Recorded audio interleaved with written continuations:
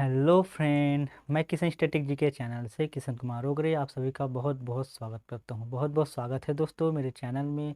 हम बात कर रहे थे दोस्तों कि भारत में संवैधानिक विकास कैसे कैसे हुआ, कैसे कैसे संविधान बनना स्टार्ट हुआ, कैसे नियम कानून बना। ठीक है, उसके बारे में हम बात कर रहे हैं दोस्तों, जो आपका क्या है, इंडियन पॉलिटी का एक मुख्य भाग है। ठीक है ना।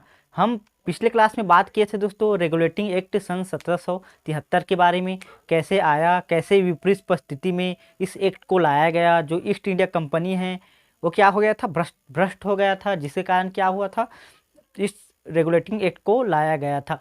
अब यह दोस्तों रेगुलेटिंग एक्ट बहुत जल्दबाजी में लाया गया था। अब जल्दबाजी में लाया गया था दोस्तों, तो इसका क्या होगा, अपना क्या होगा, दोष होगा। क्या होगा, दोष होगा, त्रुटि होगा। इसी को दूर करने के लिए हम आज पढ़ेंगे दोस्तों पिट्स इंडिया एक्ट 1784। ठीक है, पिट्स इंडिया एक्ट 1784 के बारे में पढ़ेंगे। ठीक है ना। अब पिट्स इंडिया एक्ट 84 मतलब पिट्स से नाम ही स्पष्ट दोस्तों। जब पिट्स आया गया, इस एक्ट को लाया गया, तो यहाँ के पीएम कौन थे, पिट्स द यंगर। ठीक है, पिट्स द यंगर इस एक्ट को लाया गया था। ठीक है, उससे पहले हम बात करेंगे दोस्तों 1781, जो क्या था, संशोधन अधिनियम। ठीक है ना, जिसको बंदोबस्त कानून के नाम से भी जाना जाता है या एक्ट ऑफ सेटलमेंट के नाम से भी जाना जाता है। ये क्या था दोस्तों, बेसिकली ये था जो 1773 में जो भी त्रुटि था, उनमें से कुछ त्रुटि को क्या करेगा, यह निवारण करने का काम करेगा। ठीक है ना। कौन, जो आपका 1781 का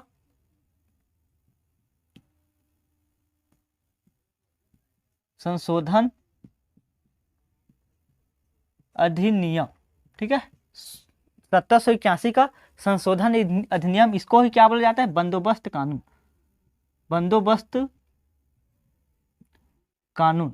ठीक है, बंदोबस्त कानून या एक्ट ऑफ सेटलमेंट के रूप में जाना जाता है। अब इस एक्ट ऑफ सेटलमेंट में किन किन त्रुटि को दूर किया, आपको पता है दोस्तों कि पहले के 1773 में क्या था कि सुप्रीम कोर्ट और गवर्नर जनरल, ठीक है, सुप्रीम कोर्ट और जीजे गवर्नर जनरल के क्षेत्राधिकार का बंटवारा नहीं हुआ था। क्षेत्राधिकार का पता नहीं था कि गवर्नर जनरल के पास क्या क्या अधिकार है और सुप्रीम कोर्ट के पास क्या क्या अधिकार था, जिसके कारण क्या होता था, दोनों में क्या होता था, लड़ाइयाँ होता था, आपस में मतभेद उत्पन्न होता था। ठीक है ना।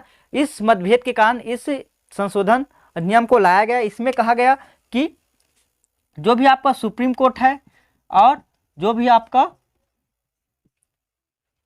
गवर्नर जनरल है, उसके बीच में क्या होगा, क्षेत्राधिकार का क्या होगा, बंटवारा होगा। ठीक है, इसमें क्या कहा कि सुप्रीम कोर्ट और गवर्नर जनरल के बीच में क्षेत्राधिकार का बंटवारा। सुप्रीम कोर्ट के अंदर में क्या क्या क्षेत्र को रखा गया और गवर्नर जनरल के अंदर में क्या क्या रखा गया। इसके अंदर में रखा गया पूरी आपका राजस्व संबंधी मामला, जैसे कि राजस्व वसूलना हो गया, यह सब किसके अंडर में आ गया, गवर्नर जनरल के अंडर में आ गया। दूसरा क्या था आपका, जो आपका प्रांतीय न्यायालय का काम,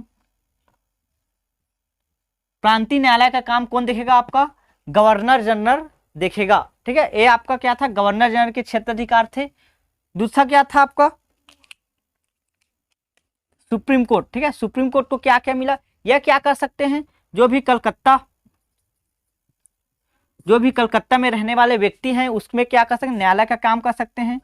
ठीक है, व्यक्तियों के न्यायालय का काम, ठीक है, न्याय का काम या न्यायालय का काम कर सकते हैं। या दूसरा क्या था, जो भी हिंदू है और, ठीक है, हिंदू है और क्या है, मुस्लिम है, उन दोनों के न्याय व्यवस्था का क्या किया, बंटवारा किया गया। ठीक है, हिंदू को क्या न्याय मिलना चाहिए और मुस्लिम को क्या न्याय मिलना चाहिए, इस संशोधन के माध्यम से इन दोनों क्षेत्राधिकार का बंटवारा कर दिया। ठीक है ना, जिससे क्या हो, सुप्रीम कोर्ट और गवर्नर जनरल के बीच में लड़ाई ना हो पाए। ठीक है, चलो ये तो हो गई 1781 की बात। अब हम आते हैं मेन टॉपिक में, हमारा जो पिट्स इंडिया एक्ट है 1784 वाला। ठीक है ना। चल अब हम बात करेंगे 1784 का। ठीक है, अब इस पिट्स इंडिया एक्ट को लाने के लिए दो व्यक्ति महत्वपूर्ण योगदान देते हैं। ठीक है, दो व्यक्ति का महत्वपूर्ण योगदान है दोस्तों इस एक्ट को लाने के लिए। कौन कौन, एक है आपका ठीक है, डुंडास। डुंडास एक था व्यक्ति था आपका फॉक्स। इन दोनों, यह दोनों कौन थे बोला जाए तो इन दोनों थे राजनीतिक शोधकर्ता, ठीक है, जो राजनीतिक वैज्ञानिक थे, राजनीतिक शोधकर्ता थे। इन दोनों ने क्या किया, जो रेगुलेटिंग एक्ट को जाकर खंगाल के देखा, ठीक है, इनके दोषों को खंगाल के देखा, ठीक है ना, और इन दोषों को क्या किया, रिपोर्ट के रूप में कन्वर्ट किया, ठीक है, इन दोषों को रिपोर्ट के रूप में लिखा और इस रिपोर्ट को कहां पर दिया, जो आपका पीएम है उस समय ब्रिटेन का पीएम था पिट्स द यंगर, उसके पास पेश किया। इस पिट्स द यंगर ने इस रिपोर्ट को देखा, खंगाला, ठीक है ना, समझा। उसके बाद क्या किया, पिट्स इंडिया एक्ट को कहां पर लिखकर संसद में पेश किया। कब पेश किया, संसद में जनवरी, ठीक है, जनवरी माह में इस पिट्स इंडिया एक्ट 1784 को पेश किया। देन यह साइन होकर, ठीक है ना, संसद के लोगों ने इसको पढ़ा और अंतिम निर्णय दिया। अगस्त में इस बिल को क्या कर दिया, पास कर दिया। तो यह एक्ट क्या बन गया, तैयार हो गया, पिट्स इंडिया एक्ट के रूप में क्या हो गया, तैयार हो गया। अब यह एक्ट के रूप में तैयार हो गया तो संसद ने इसको पढ़ा तो इस एक्ट में क्या लिखा था, जो आपका मेन यहां से क्या होगा, क्लास स्टार्ट होगा दोस्तों, कि इस एक्ट में क्या लिखा गया था, ठीक है ना।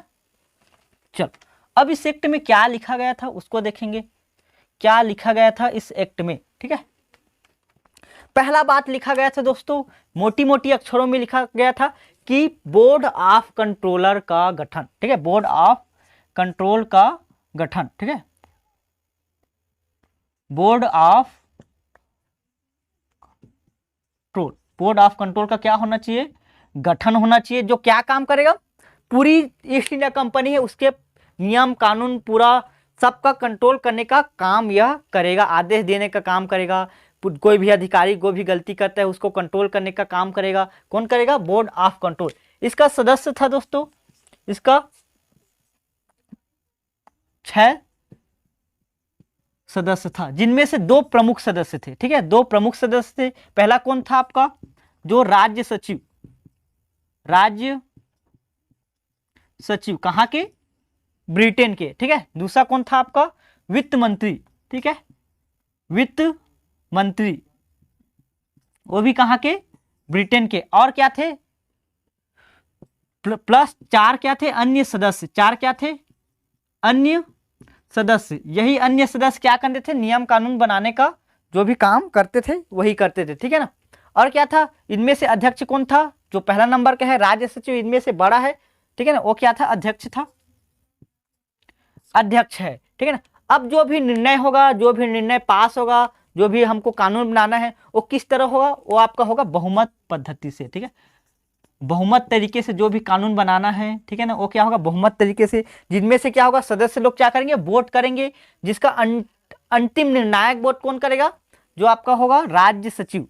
जो राज्य सचिव है दोस्तों वो क्या करेगा, अंतिम निर्णायक वोट को करेगा। जैसे कि 2-2 वोट मिल गया और अंतिम निर्णायक वोट के लिए क्या होना चाहिए, राज्य सचिव वोट करेगा। अगर राज्य सचिव उपलब्ध नहीं है तो क्या करेगा, दूसरे में वित्त मंत्री करेगा। जैसे कि हमारे यहाँ राष्ट्रपति नहीं होता तो क्या होता है, उपराष्ट्रपति क्या होता है, भार को संभालता है। उसी तरह क्या होगा, अगर राज्य सचिव नहीं होगा तो क्या होगा, वित्त मंत्री इसका भार को क्या करेगा, संभालेगा, ठीक है। अगर यहाँ पर क्या होगा, कोरम पूर्ति बात किया जाए, ठीक है, कोरम की पूर्ति, गढ़ पूर्ति वाली बात किया जाए कि कितना व्यक्ति होगा तो क्या हो जाएगा, कानून क्या होगा, कानून पास होना चाहिए, ठीक है ना, कानून में वोटिंग होना चाहिए। तो कोरम पूर्ति के लिए क्या होना चाहिए, कोरम पूर्ति के लिए इसमें मैक्सिमम कितने सदस्य हो चाहिए, मिनिमम 3 सदस्य अवश्य होना चाहिए, तभी क्या होगा, कोई भी निर्णय ले सकता है, ठीक है ना। इनमें से 3 सदस्य होना चाहिए, होगा तभी क्या होगा, कोई भी कानून के लिए निर्णय पास होगा, ठीक है। ये तो हो गए भाई बोर्ड ऑफ कंट्रोलर। उसके बाद क्या था, इसका वेतन कहां से होगा, इसका वेतन कहां से दिया जाएगा। इसका वेतन दोस्तों आपका भारत के संचित निधि से दिया जाएगा, ठीक है ना, भारत के संचित,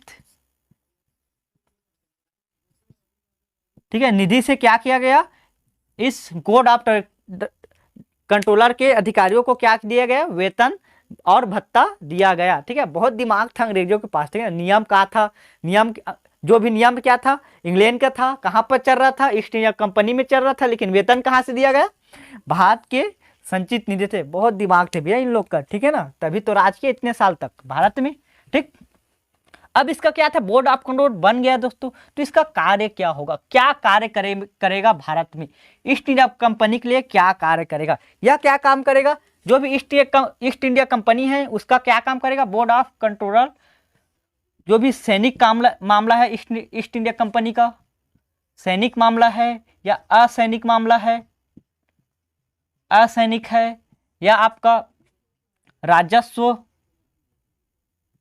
राजस्व मामला है, या जो भी प्रशासनिक मामला है, प्रशासनिक, ठीक है, प्रशासनिक मामला है, या क्या राजनीतिक मामला है, इसका पूरा क्या करेगा, नियंत्रण का काम करेगा, पूरा नियंत्रित करने का काम करेगा। और क्या करेगा, आदेश देने का काम कौन करेगा, बोर्ड ऑफ कंट्रोल। जो उस समय का क्या था, बहुत बड़ा क्या था, सर्वमान्य इसको शक्ति प्राप्त था। बोर्ड ऑफ कंट्रोलर को इस पिट्स इंडिया एक्ट के द्वारा क्या था, पूरा कंट्रोल प्राप्त था। ठीक है ना। चलो, अब दूसरा बात यह सवाल उठता है दोस्तों कि बोर्ड ऑफ कंट्रोल और बोर्ड ऑफ डायरेक्टर में से बड़ा कौन होगा। ठीक है, अब जाहिर सी बात है दोस्तों, बोर्ड ऑफ कंट्रोल क्या होगा, इतना सारा शक्ति इसको प्राप्त था, तो जाहिर सी बात है क्या, बोर्ड ऑफ कंट्रोल ही क्या होगा, इनमें से सर्वमान्य या शक्तिशाली होगा। अब दूसरा बात करते हैं दोस्तों बोर्ड ऑफ डायरेक्टर के बारे में।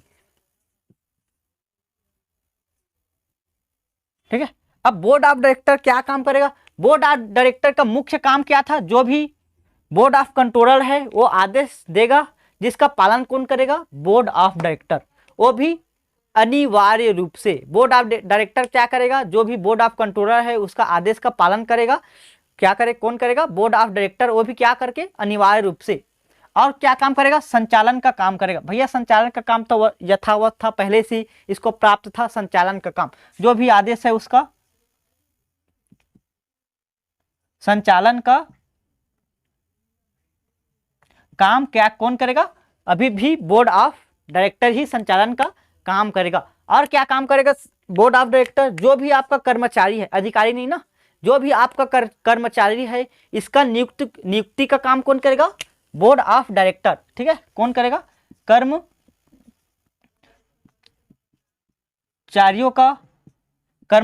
कर्मचारियों का नियुक्ति का काम, नियुक्ति का, ठीक है, काम करेगा बोर्ड ऑफ डायरेक्टर। ठीक है, अब नियुक्ति का हो गया, लेकिन इसको हटा सकता है क्या, लेकिन इसको हटा नहीं सकता। एक बार नियुक्त हो गया, इसको बोर्ड ऑफ डायरेक्टर हटाएगा नहीं। ठीक है, कौन हटाएगा, तो जो भी ब्रिटिश संसद है वो क्या करेगा, जो भी ब्रिटिश सम्राट है वो क्या करेगा, इस कर्मचारी को हटाने का काम करेगा। ठीक है ना, आप नियुक्त कर सकते हो भाई, लेकिन हटा नहीं सकते। हटाने के लिए क्या होना चाहिए, सम्राट की अनुमति होना चाहिए। सम्राट की अनुमति के साथ बोर्ड ऑफ कंट्रोलर क्या कर सकते हैं, इसको हटा सकता है। ठीक है ना, लेकिन बोर्ड ऑफ डायरेक्टर इसको हटा नहीं सकता। क्यों, अगर कर्मचारी और बोर्ड ऑफ डायरेक्टर के बीच में क्या हो गई, दुश्मनी हो गई, तो क्या कर सकता है बोर्ड ऑफ डायरेक्टर, इसको हटा सकता है बिना गलती के। लेकिन नहीं, लेकिन क्या, बोर्ड ऑफ डायरेक्टर इसलिए नहीं हटा सकता। ठीक है ना, इसलिए हटाने का कौन काम करेगा, ये तो सम्राट करेगा, या सम्राट के आदेशानुसार बोर्ड ऑफ कंट्रोलर इसको पद मुक्ति का काम कर सकता है, या कर्मचारियों के को हटाने का काम कर सकता है। ठीक है, तीसरा बात लिखा था दोस्तों बोर्ड ऑफ प्रोप्राइटर के बारे में। ठीक है, स्वामित्व मंडल के बारे में। किसके बारे में, स्वामित्व मंडल के बारे में। ठीक है, स्वामित्व मंडल के बारे में बोला गया। स्वामित्व मंडल मतलब कंपनी का, ठीक है, कंपनी का अधिकारी, ठीक है, मेन अधिकारी, कंपनी में पैसा लगाने वाला, स्वामित्व मंडल। ठीक है ना, इसको बोलते हैं स्वामित्व मंडल, जो क्या था, कंपनी का स्वामी था। ठीक है, कंपनी का स्वामी था, कंपनी पर पैसा लगाने वाला था। ठीक है ना, अब इसको क्या प्राप्त है दोस्तों, जो भी आपका बोर्ड ऑफ डायरेक्टर है, जो भी प्रस्ताव पारित करता है, उसको रद्द करने का अधिकार किसको था, स्वामित्व मंडल को था। ठीक है, अब यह क्या करेगा, इस एक्ट के जरिए क्या संशोधित किया कि जो भी आपका बोर्ड ऑफ डायरेक्टर है, वह किसी भी बिल को क्या करेगा, प्रस्ताव करेगा, उसको रद्द करने का अधिकार नहीं होगा। ठीक है, अधिकार नहीं होगा। ठीक है, अब स्वामित्व मंडल को इस अधिकार से वंचित कर दिया गया कि अगर बोर्ड ऑफ डायरेक्टर किसी भी बिल को प्रस्ताव करता है तो स्वामित्व मंडल इसको क्या नहीं कर सकता, रद्द नहीं कर सकता। अगर रद्द नहीं कर सकता तो बोर्ड ऑफ डायरेक्टर क्या करेगा, कुछ भी बिल को पास करेगा जिससे क्या हो सकता है, बोर्ड ऑफ स्वामित्व मंडल का राजस्व में हानि हो सकता है, धन का हानि हो सकता है। क्यों? क्योंकि जितना भी पैसा लगाने का काम कौन करता था, स्वामित्व मंडल करता था। ऐसे में क्या होगा, ऐसे में एक और नियम आया दोस्तों कि आप तो रद्द नहीं कर सकते, लेकिन क्या कर सकते हो, सूचना दे सकते हो। किसको? बोर्ड ऑफ कंट्रोल को क्या कर सकते हो, सूचना दे सकते हो। अगर बोर्ड ऑफ कंट्रोल को अच्छा लगा तो क्या करेगा, इस प्रस्ताव को पास कर देगा। अगर बोर्ड ऑफ कंट्रोलर को क्या करेगा, अच्छा नहीं लगेगा तो इस प्रस्ताव को क्या कर सकता है, रद्द कर सकता है। आप नहीं कर सकते, लेकिन आप कहलवा सकते हो बोर्ड ऑफ कंट्रोलर से। ठीक है, ये बात लिखी थी। तीसरा बात, चौथा बात, मुख्य बात लिखी थी दोस्तों, जो आपका गवर्नर जनरल काउंसिल थी, जो आपका गवर्नर जनरल क्या था, परिषद था। उसमें क्या था, पहले 4 सदस्य था, अब क्या हो गया, एक को घटाकर 3 सदस्य हो गया। क्यों? 3 सदस्य होने का कारण क्या था, यह था दोस्तों कि 4 सदस्य थे, जिनमें से क्या थे, 3 सदस्य क्या फ्रांसीसी के नेतृत्व में संगठन बना लिए थे, जो क्या करते थे, हर एक कानून को क्या करते थे, पास होने से रोक लगा देते थे। ठीक है ना। अब क्या हो गया, उस परिषद के सदस्य को क्या कर दिया, घटाकर 3 कर दिया। ठीक है ना। गवर्नर जनरल परिषद, ठीक है, गवर्नर जनरल परिषद के सदस्य को क्या करके, कम घटा करके, कितना कर दिया, 3 सदस्य कर दिया। ठीक है, 3 सदस्य कर दिया। पहले कितना था, 4 था, अब उसको घटा करके कितना कर दिया, 3 सदस्य कर दिया। ठीक है, अब क्या था, उसके बाद 5वां बात क्या था जी, गवर्नर जनरल जो भी क्या था, गवर्नर जनरल जो भी क्या था आपका,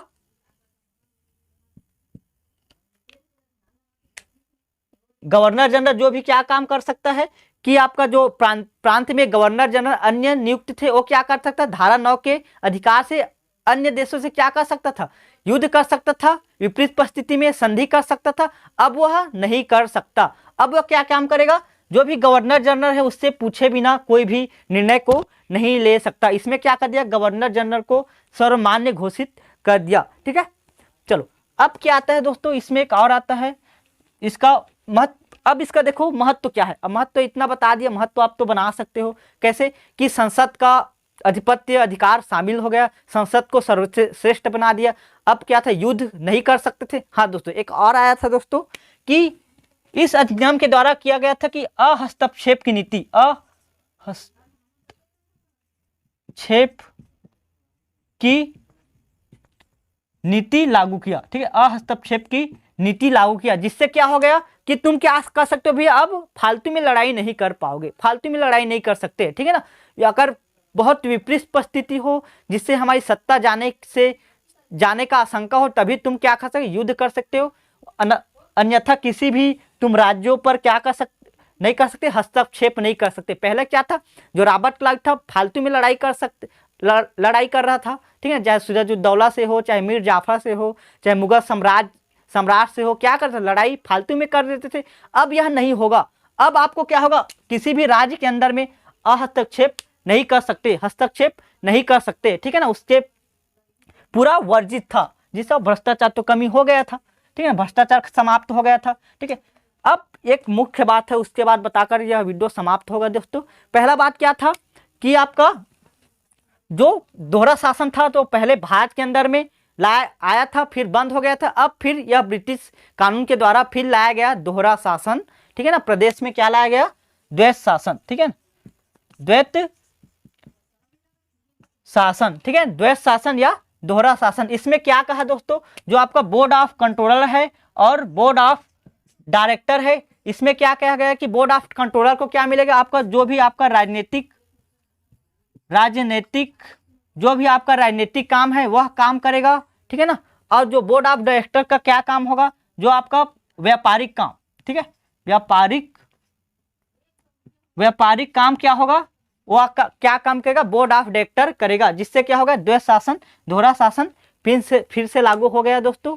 अब इस टॉपिक से हम्म, इस ट्विस्ट इंडिया एक में एक बात और लिखा था दोस्तों, जो कर्मचारी है, जो छोटे नहीं जो बड़े अधिकारी है, उसके लिए न्याय व्यवस्था कौन करेगा। जो आपका भारत में क्या था, कलकत्ता में जो सुप्रीम कोर्ट है वो क्या करेगा, कर्मचारियों को सजा देने का प्रावधान था, न्याय करने का प्रावधान था उसमें, लेकिन जो अधिकारी है, बड़े लेवल के अधिकारी है, उसके लिए इंग्लैंड में एक विशेष प्रकार के न्यायालय का स्थापना किया था दोस्तों। जो यहाँ जो कर्मचारी है, जो अधिकारी है, वो जो भी गलती करता है, वो क्या करे, इंग्लैंड में आकर अपना न्याय ले सकता है दोस्तों। ठीक है ना। यहीं से हमारा चैप्टर पिट्स इंडिया एक्ट समाप्त होता है। आशा करता हूँ कि आप लोग को यह चैप्टर अच्छे से समझ में आया होगा। और समझ में आया है तो चैनल को, नए हो तो लाइक सब्सक्राइब कीजिए, बेल आइकन को दबाइए, वीडियो को लाइक कीजिए और ज़्यादा से ज़्यादा शेयर कीजिए दोस्तों, और कमेंट करके बताइए कि वीडियो कैसा लगा। ठीक है, और वीडियो को पूरा देखा करो दोस्तों, कि ताकि आपको यह चैप्टर अच्छे से समझ में आए। और सब्सक्राइब नहीं आ रहा है दोस्तों, सब्सक्राइब कीजिए प्लीज़ चैनल को। ठीक है ना। अब फिर अगले वीडियो में मिलते हैं, जब तक लिए धन्यवाद। जय हिंद, जय भारत।